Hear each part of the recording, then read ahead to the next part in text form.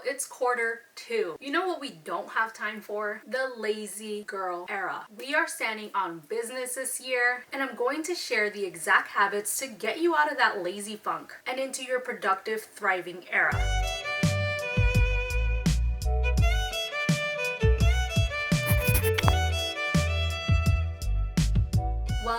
Welcome back to the channel. I'm Mar, and this is your space for becoming your best self. Or if you're ready to leave the procrastinating in the past, hit that subscribe button so we can level up together. So let's be real. Getting out of that lazy girl era isn't easy. I was the CEO of lazy for a minute, and I know how hard it is to pull yourself out of that mindset. So we all know what the lazy era girl looks like. Scrolling through social media for hours, laying in bed all day, and living in a space that looks a little chaotic. No shade, I've been there many times. So the trick is to catch yourself in that habit, then interrupt the cycle with small actions. And little shifts like that make a huge change. When you've been stuck in a slump, your body and your brain need a wake-up call, and more about reminding yourself that you're in control of your energy.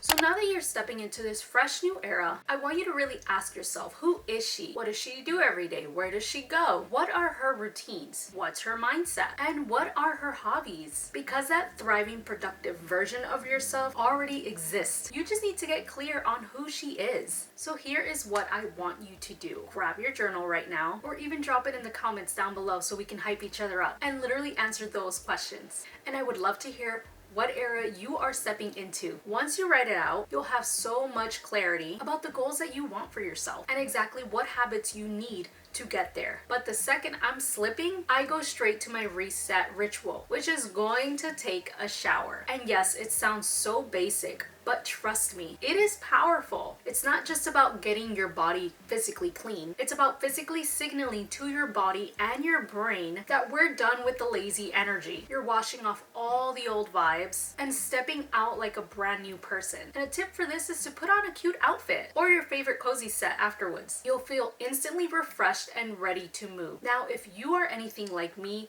I am super visual. So this next part is a game changer. I create a dedicated Pinterest board just for my productive girl era. It's basically my dream life, but in pictures. I'm talking pictures of someone going to the gym, morning journal setups, meditation rituals, healthy meals that I love to cook, clean home vibes, and outfits that make me feel like that girl energy. You can call the board my productive era or thriving era, whatever makes you feel excited. And every time you're feeling stuck or unmotivated, scroll through that board. It's a reminder of who you were becoming and the life that you're creating. If you want to build new habits without struggling to stay consistent, habit stacking is a game changer. And once you start using it, your daily routines will automatically push you towards your best self. This will change how you build habits forever. So instead of forcing yourself to remember that new habit, you attach it to one that already exists in your daily routine. This makes it so much easier to stay consistent because your existing habits remind you to do the new one. So let's say you want to increase your water intake, and here's how you can use habit stacking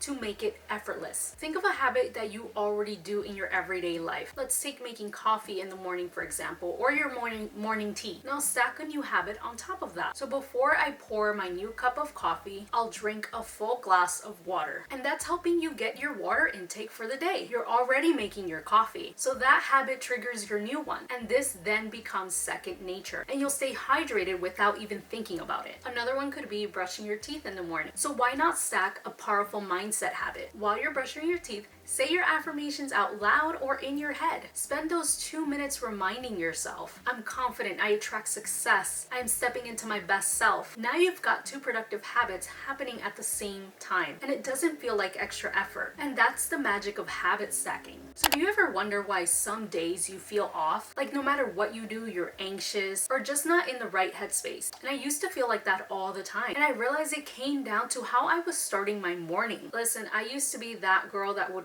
get up, roll out of bed, and rush through my morning, and then wondering why the rest of my day felt chaotic. So it turns out the way that you start your morning literally sets the tone for the rest of the day. And no, I'm not saying you need to wake up at 5 o'clock in the morning and go to the gym and do your journaling for an hour, unless that's your vibe. But having some kind of morning routine, one that keeps you grounded, makes all the difference. That is why I incorporate my yoga, my journaling, my meditation first thing in the morning before everyone else wakes up. You don't need a 3-hour aesthetic morning routine. You just need consistency. Whether that's taking 5 minutes to stretch in the morning, drinking a full glass of water before your morning coffee, writing down one thing that you are grateful for, or saying it out loud, or playing your favorite uplifting playlist while you're getting ready. Whatever it is, do it every day and watch how your energy just shifts. So if you want clear skin, you want better digestion, and more energy, all from this one simple habit: start drinking more water. This small habit is a game changer. So here is your reminder, once again, to drink more water. It changes the energy for your brain and your body. So since I made it a point to drink more water every single day, I'm able to see the glowing skin. No more dull, tired looking skin. I have more energy. Goodbye to the crashes throughout the day. Better digestion, if you know what I mean. Water is literally fuel for your body. Yet so many of us forget to drink enough of it. So let this be your sign to hydrate, hydrate, hydrate. But if you struggle with drinking enough water, here are 3 easy habits that you can do every day to make sure that you have enough water for your daily intake. And that is by keeping a water bottle with you. Set reminders throughout your day of making sure that you're drinking water, or use habit stacking. So drink a glass of water before your morning coffee and a glass with each meal throughout your day. And if you're getting the sense of feeling sluggish, unmotivated, or just meh, the easiest fix to this is to move your body. But no, I am not saying that you need to hit the gym every single day. Movement can be simple and fun and fit into your lifestyle. So here's the truth: you don't need to do intense workouts every single day. Just moving your body, whether that's stretching, walking, or dancing in your room, can boost your energy, confidence, and mental clarity. Find what you enjoy. If you enjoy going to the gym, that's great. Or if you like to go on walks, go on walks. Or if you love music and movement, then join a dance salsa clubs that you can join, where either you're learning how to dance,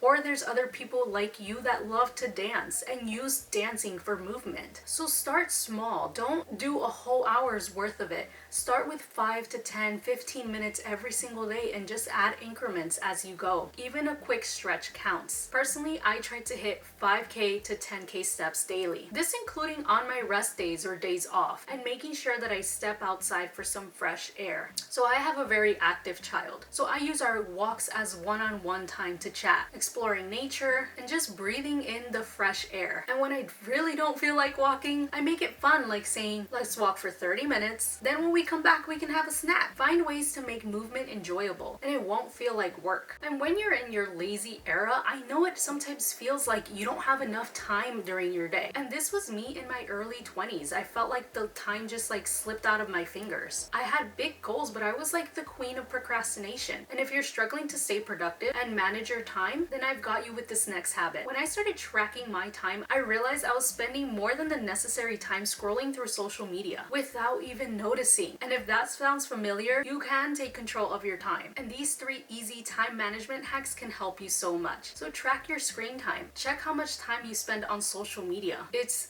eye-opening. Use a calendar, a to-do list. I plan my day with a daily to-do list. It keeps me focused and prevents me from being overwhelmed, but not obsessed with the to-do list. So grouping small, similar tasks together helps you stay in the flow and get more done faster. I actually did a deep dive into time management in this video, where I share more hacks that completely change my productivity with managing my calendar. And you can watch it after this video. Another life-changing rule to staying productive when I'm struggling with procrastination is called the prize rule. So when I'm in a productive slump, I need something to motivate me, to get me started. And entering the prize rule literally helps when you're kind of in that slumpish mood. I give myself a reward once I complete a task. Whether it's editing a video or washing the dishes, I know that once I'm done, my prize is waiting. So let's take, for example, I need to edit and post this video that you're watching right now. I tell myself, finish the video, then you can have your favorite snack or drink. And this incentive pushes me to stay focused and get things done. And who doesn't love a little reward? Or another example could be the dishes are piling up. I tell myself I can only read my book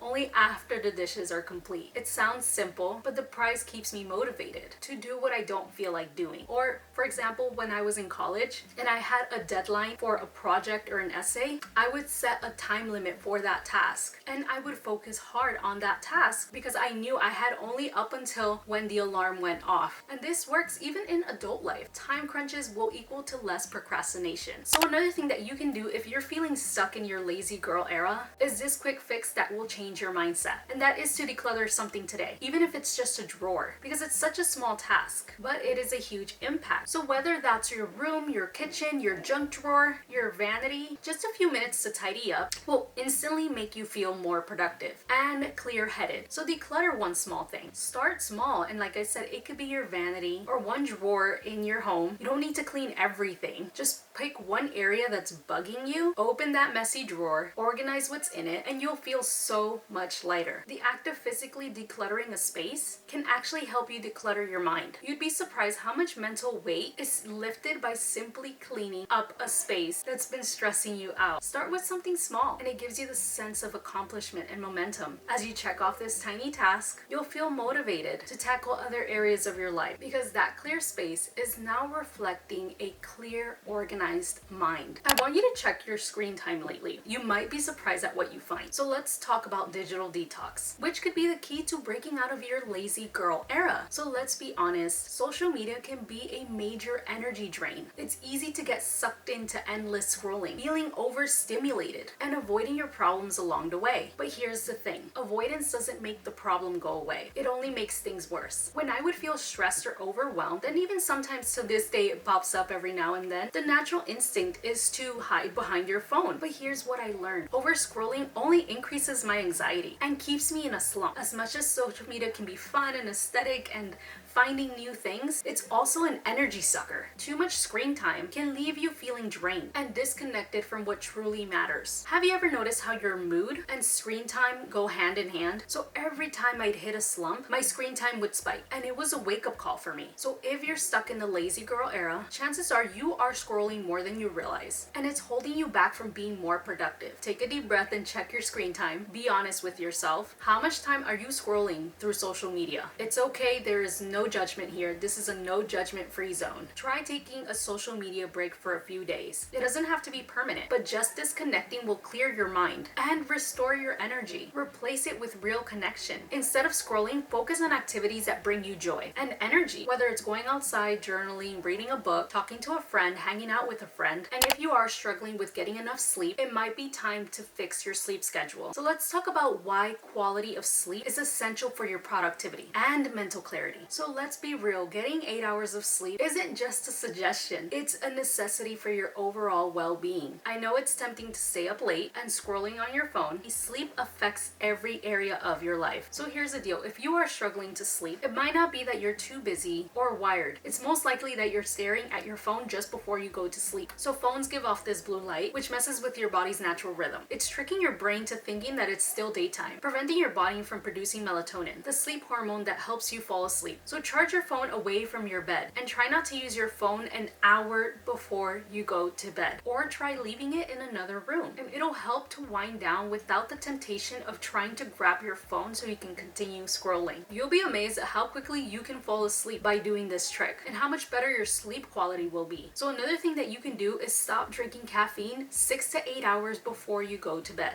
I know it's tempting to sip a cup of coffee in the afternoon, but caffeine stays in your system longer than you think. So I stopped my caffeine midday. I completely cut it off because I know I will not go to bed if I am drinking caffeine after 12. And it helps me wind down so much better by 9:30, 10 p.m. at night. So fixing your sleep schedule will not only help you feel more energized in the morning, but it will also boost your productivity throughout the day. The more rested you are, the clearer your mind becomes. And with a solid sleep routine, you'll be able to handle your day-to-day tasks like a pro. So one of the best ways to get yourself out of the lazy girl era is by taking yourself out on solo dates. radiates. No one is going to treat you better than you treat yourself. Of course, we all have loved ones that treat us well, but ultimately the way that you treat yourself sets the standard for how others should treat you. You know yourself better than anyone. You know what makes you happy, what hobbies light you up, and what makes you feel loved. So take yourself on solo dates. And it's not about being lonely, it's about loving yourself and learning to enjoy your own company. So I love going to my favorite cafes, grabbing a cup of coffee, maybe a croissant, and enjoying the moment. And also going on my walks, whether that's going to my favorite store, and not necessarily that I'm going to go purchase something, but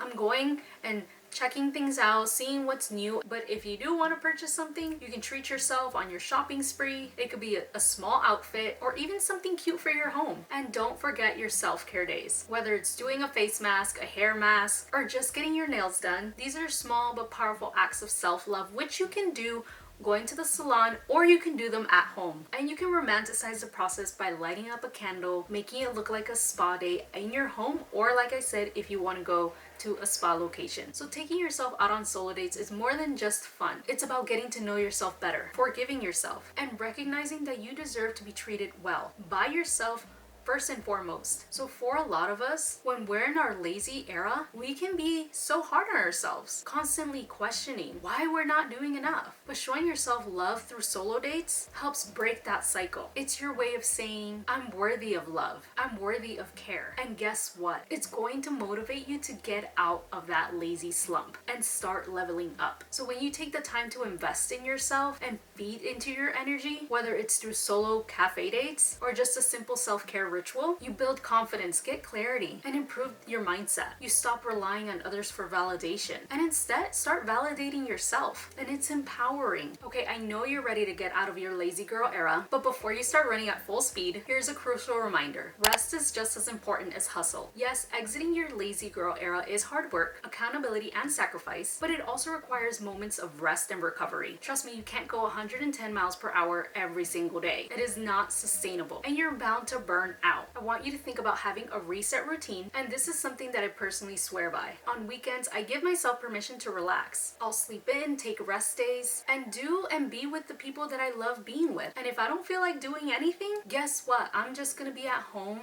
watching movies with my family, or even simply taking a nap. There's a real difference between being lazy and genuinely resting. When you need to rest physically and emotionally, take it. Listen to your body and don't feel guilty about it. It's part of the process of recharging, so you can go even harder when you're ready. Don't confuse necessary downtime with laziness. So if you're only ever in grind mode, it's easy to feel overwhelmed and burnt out. Balance is key. You need your grind time for growth and progress, but you also need rest to keep going. The ultimate key to success is working hard while also giving yourself the grace to rest. So I want to hear from you. What are your top 3 habits that you want to incorporate today to leave your lazy girl era behind? Comment below and let's cheer each other up in the comment section. I read them all. We're all in this together. And if you want to know more about this type of content, then I recommend this one right here. And hey, if you're ready to step into your best self, don't forget to check out my Goddess Awakening Reset program, which will be linked down below for even more guidance. I can't wait to see you thrive. Bye!